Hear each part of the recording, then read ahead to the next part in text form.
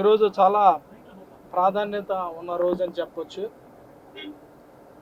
APSRTC వాళ్ళు ఒక 20 బస్సుల్ని వాళ్ళ ఏపీఎస్ఆర్టీసీ ఎలక్ట్రానిక్ వెహికల్ బస్సెస్ని తిరుమల తిరుపతిలో రెగ్యులర్గా రన్ చేసే వెహికల్ని తిరుమల లోపల కూడా రన్ చేయడానికి డిసైడ్ అయ్యారు. సో ఆ రిక్వెస్ట్ లాస్ట్ 2 months నుంచి టీటీడీ చేసింది.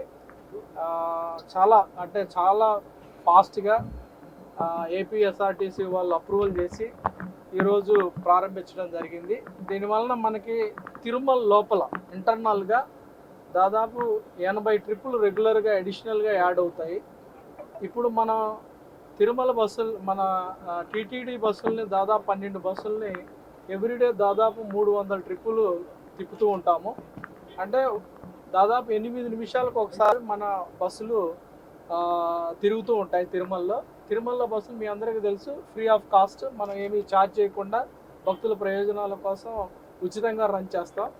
ఈ 80 ట్రిప్పులు కూడా ఏపీఎస్ఆర్టీసీ రన్ చేసే వాటి వలన కూడా ఫ్రీ ఆఫ్ కాస్ట్ తోటి చేయటం వలన అడిషనల్గా టైం 8 నిమిషాలు కూడా వెయిట్ చేయకుండా దాదాపు 5 to 6 minutesలో భక్తులకి ఉచిత బస్సు, అది టీటీడీ బస్ అయినా కావచ్చు లేకపోతే ఏపీఎస్ఆర్టీసీ బస్ అయినా కావచ్చు, అది అదనంగా వాళ్ళకి ఫెసిలిటీ ఎక్స్టెండ్ చేయడం జరిగింది. దీంతో పాటు రాబోయే కాలంలో ఇప్పుడు మనం దాదాపు 300 ట్రిప్పులు టీటీడీ రన్ చేస్తుంది.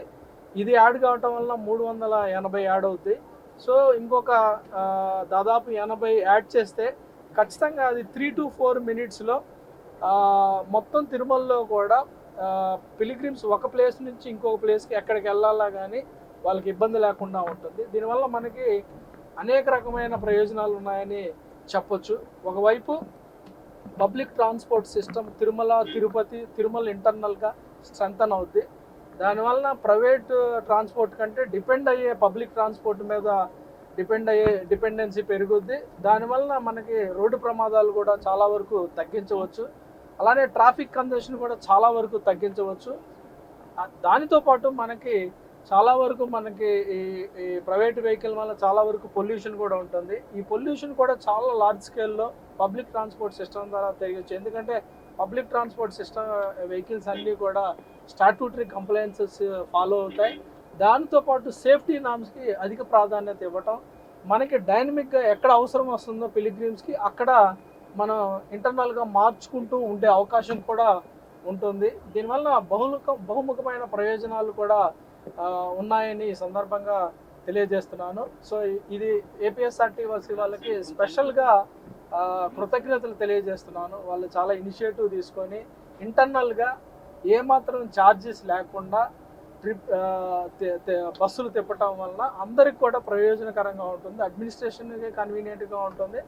అలానే ఇంకొక అడ్వాంటేజ్ కూడా ఉంటుంది. పిలిగ్రిమ్ ఎక్కడైనా తిరుమల లోపల నుంచి డైరెక్ట్గా తిరుపతి వెళ్ళాలన్నా కానీ అక్కడ ఎక్కి డైరెక్ట్గా వెళ్ళొచ్చు. అక్కడ వెళ్ళినప్పుడు వాళ్ళకి జిఎన్సీ నుంచి మాత్రమే ఛార్జ్ చేయడం జరుగుతుంది. ఇంటర్నల్గా తిరిగేదానికి ఏ రకమైన ఛార్జెస్ ఉండవని ఈ సందర్భంగా తెలియజేస్తున్నాను. సో ఇది చాలా కన్వీనియంట్.